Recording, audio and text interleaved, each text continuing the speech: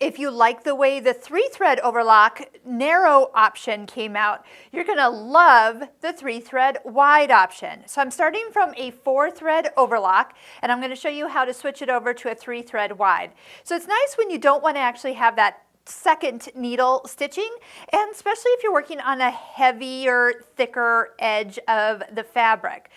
It is going to give you a little wider finish because that needle's going to be, we're going to be using the left needle. So right now I'm going to take out the right needle. I'm going to clip the thread down here, and as always, take the spool you're not using off the machine.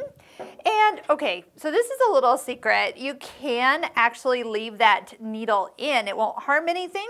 It will put a hole in your fabric, but if you just need to do a little bit, tell you the truth, you can just go ahead and unthread it. But for today, we are going to actually take our little needle holder, slide up the needle, loosen the screw next to the R, let it drop out, and after it drops out, remember to tighten the screw back at the top, and then that way things don't wiggle loose later.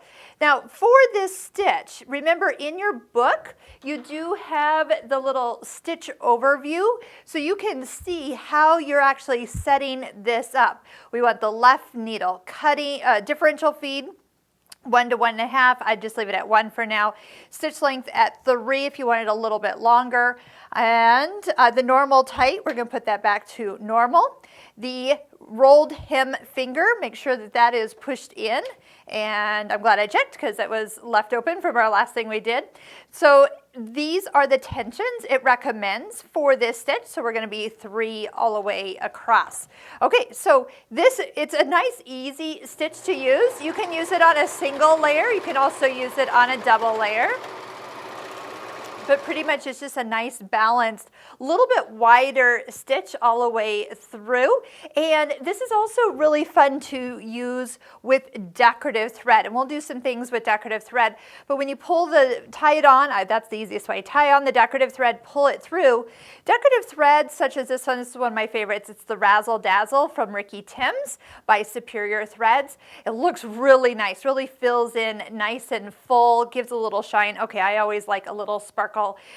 Whenever you're using decorative threads, you're just going to open up those tensions, loosen them up just a little bit.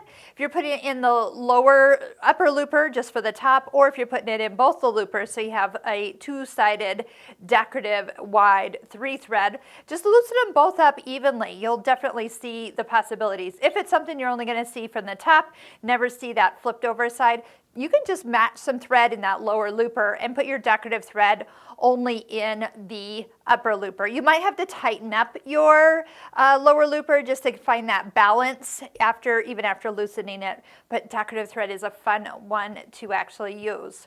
Now, you know what? If you are set up for a wide 3-thread, I encourage you to try out a flat lock at this time. So that's going to be the next video I'm going to do, is a 3-thread flat lock.